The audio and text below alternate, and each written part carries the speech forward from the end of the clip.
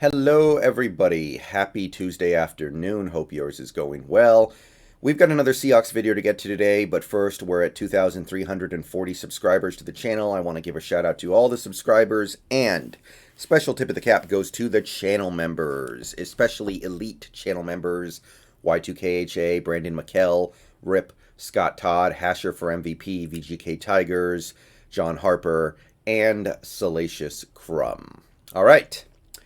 It's time for another offensive coordinator candidate evaluation. Another day, another offensive coordinator candidate. And this will be the fifth video in this series. And it's sort of the conclusion of the first part of this series, where we look at candidates that I believe are the most likely candidates. These five guys, I think, constitute a majority of the future scenarios of where this team will go with this offensive coordinator hire. So more than likely, our future offensive coordinator will be pulled from this group of five. The four we went over in the four previous days, and the one we're going over today. Tomorrow, starting tomorrow, we will dive into some candidates that I view to be less likely, but not impossible. And we will go from there until we actually have a hire. So, who are we going to be looking at today? Today we're going to be taking a look at a much less interesting and sexy and appealing option, but one that is in its own way sensible and logical. Dave Canales, the only guy we could reasonably hire from within to promote to offensive coordinator. The only guy who makes sense in terms of promoting from within. Dave Canales has been with the organization as long as Pete Carroll has. He joined the organization when he was younger than I currently am, which is kind of crazy to me. And we clearly like him enough to have kept him around for over a decade, so it would not shock me if he did indeed get kicked up to offensive coordinator.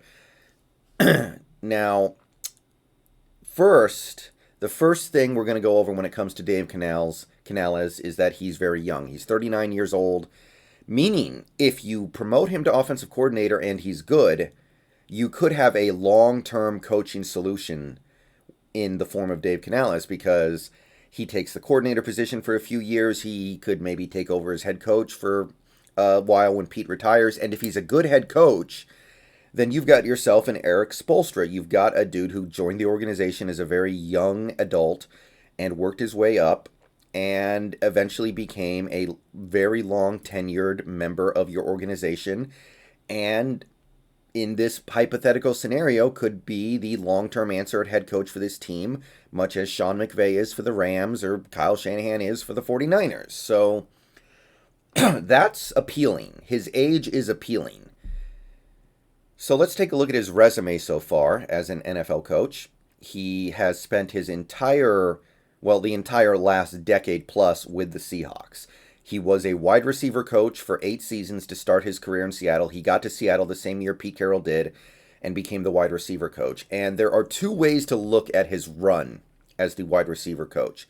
On the one hand, our receivers, generally speaking, got better with each passing year. We got more and more production and more good plays out of our receivers as time went by.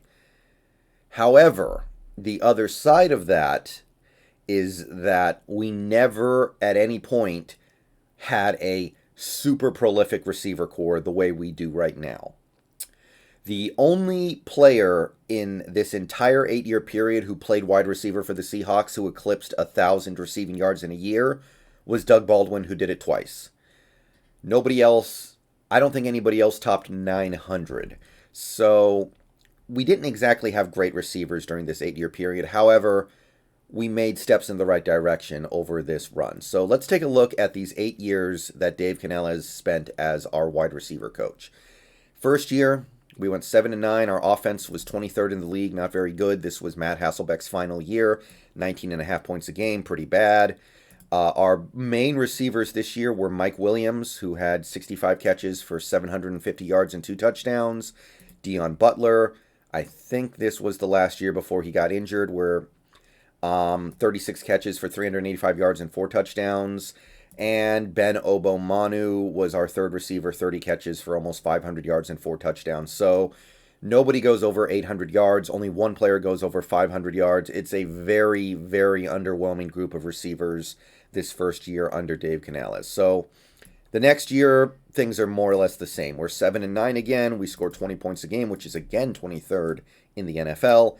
Doug Baldwin takes over as the number one receiver. He has 51 catches for almost 800 yards and 4 touchdowns. So he's a really nice rookie.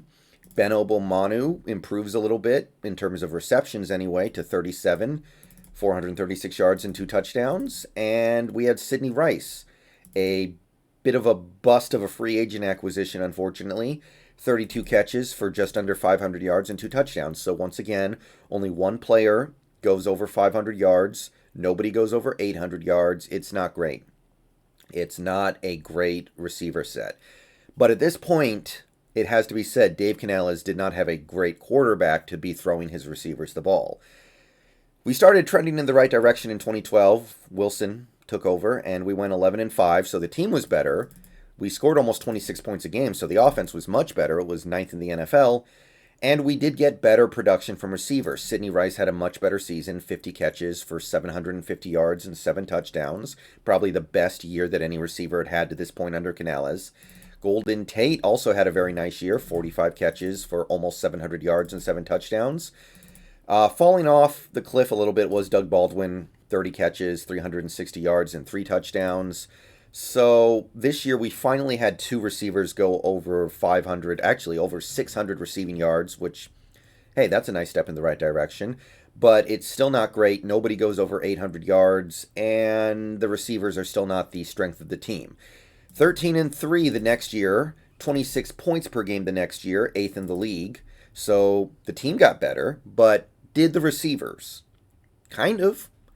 We finally had a player almost get to 900 receiving yards on the year from the wide receiver position, Golden Tate. He had 64 catches, almost 900 yards, 5 touchdowns. Doug Baldwin bounced back, 50 catches for almost 800 yards and 5 touchdowns. So we had 2 players go over 750, which had not happened in Dave Canales' tenure yet.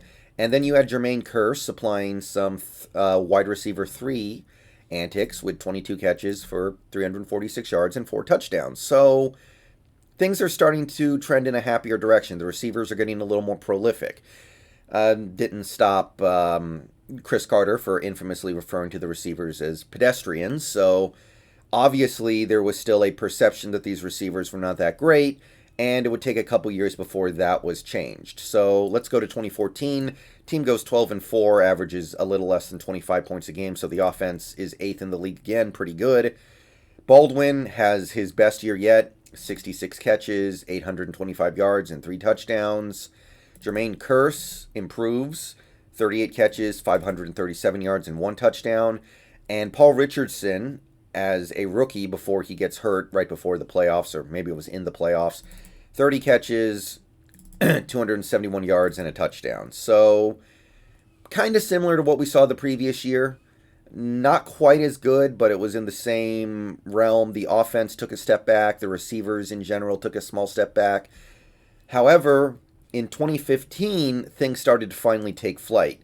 The team went 10-6, so they were overall worse, but they scored 26 points a game, 26 and a half actually, which was 4th in the league. The one year that Russell Wilson and Carroll and, the crew was helmed by a top 5 scoring unit.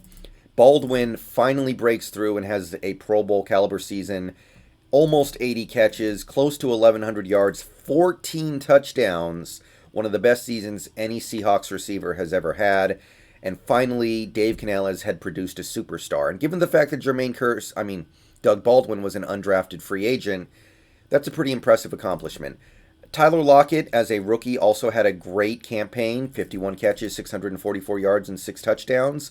So the team had 2 players from the receiver position go over 600 yards, which is nice. They had 2 receivers go over 6 touchdown catches, which is good. And also you had Jermaine Kearse, 49 catches for 685 yards and 5 touchdowns. Really good. So that's actually 3 receivers who went over 600 yards, which that doesn't happen all the time. In fact, this is the first time in Canales' career as a wide receiver coach that it happened for him. The next year, it came down a lot. mostly because Wilson was playing injured for half the season. Things just, they weren't the same. 10, 5, and 1, 22 points a game, which was not even in the top half of the league. Baldwin had his best year ever, 94 catches for over 1,100 yards and 7 touchdowns, so Baldwin continues to kill it. Tyler Lockett had a roughly equivalent year, except for the fact that he got hurt right at the end of the season. Otherwise, he would have had very similar numbers. 41 catches for 600 yards and a touchdown. And Jermaine Kearse dropped off pretty hard in terms of effectiveness and efficiency. 41 catches for a mere 510 yards and 1 touchdown.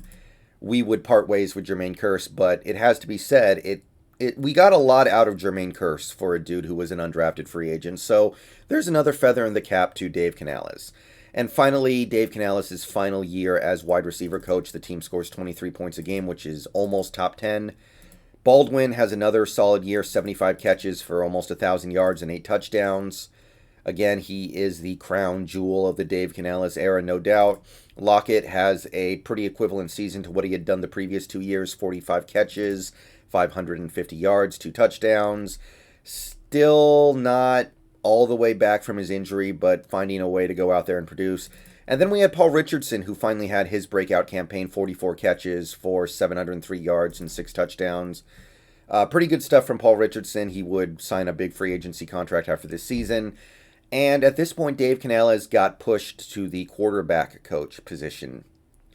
And he stayed there for 2 years. And what followed was some pretty encouraging stuff.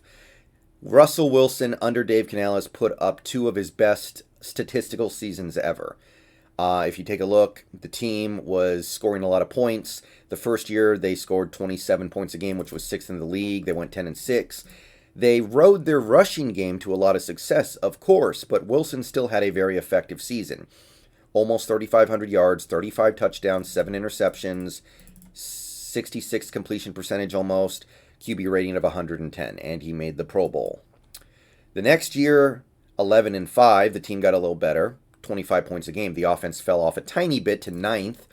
However, Wilson had maybe even a better season, 4,100 yards, 31 touchdowns, 5 interceptions, 66 completion percentage, rating 106, and he made the Pro Bowl and All-Pro second team. This may very well be the best season of his career in terms of his overall consistent performance. And given the fact that Wilson really just looked like his game had gone to hell by the end of 2017, you have to give Dave Canales a lot of credit for what he did to help fix Russell Wilson's game. And then this last year, he got upgraded to passing game coordinator, which is not a position that I think exists on every coaching staff. And things went fairly well for the Seahawks with Dave Canales as the passing game coordinator. They went 12-4. They scored almost 29 points a game, which was 8th in the league. Pretty good. They threw the ball an average amount, 563 times. They threw for an average number of yards, a little under 4,000. They threw for 40 touchdowns and 13 interceptions. So the passing game thrived with Dave Canales as its coordinator. So there's some pretty good stuff on this resume. I will grant you that. He's done a lot of good work for the Seahawks while he's been here. However, with the way the passing game looked at the end of the season last year, these stats do lie a little bit. None of us feel amazing about the passing game for this offense right now, even though they put up some pretty amazing stats. And I think these numbers will lie to you a little bit. So with that in mind, let's try to score out Dave Canales. Feasibility, 10 out of 10. This is easy. Dave Canales is not going to get a head coaching job. He's not even going to be interviewed for a head coaching job. He would love to be promoted to offensive coordinator. It would be a big bump in the right direction for his career. And the fact that he's been with this organization for so long tells you that we think pretty good stuff of him and would strongly consider giving him the offensive coordinator position. All right, then we have the fit with Carroll. He's been under Pete Carroll for 12 years, so it can't be any lower than an 8 out of 10. Carroll clearly likes him enough to keep him around. However, I am going to have it an 8 out of 10 because if you take a look at his career working with wide receivers, working with the quarterback, working with the passing game generally, you would almost think that Dave Canales is a guy who favors the passing game, and if he was a coordinator, would want to run the ball a lot. Or, excuse me, not run the ball a lot. He would want to pass the ball a lot. and I don't know how compatible that is with Carroll. Now, Carroll clearly feels comfortable working with him, but it has to be said that if you take a look at the positions he has filled so far in his career, he paints the picture of a guy who may very well come from that Sean McVay, Kyle Shanahan kind of tree where you open up your offense a little more. Fit with the modern NFL, I gave him a 7 out of 10. If you take a look at the things he has been linked to in recent seasons, he's done some solid work. Not amazing, especially with the way the passing game played down the stretch last year. But he was behind a pretty nice run as a wide receiver coach where he turned players like Doug Baldwin and Jermaine Kearse from nobodies into somebodies. So I feel like there's some good stuff here, but he's not exactly got a championship resume. He's not exactly the guy who worked with, Julio Jones or as a wide receiver coach, or the guy who worked with Aaron Rodgers as a quarterback coach. He's done good work, but it's not amazing. My overall score, which I must stress is not an aggregate, is 5 out of 10. Nothing against Dave. Nothing against Dave whatsoever. The results he's done have been solid over the last 10 years plus. He's done good work for this team. He might be a good coordinator, but there's nothing exciting about promoting somebody who's been with your team for a long time to an offensive coordinator position. This isn't as bad as if we promoted Nate Carroll to offensive coordinator, because that's pure nepotism.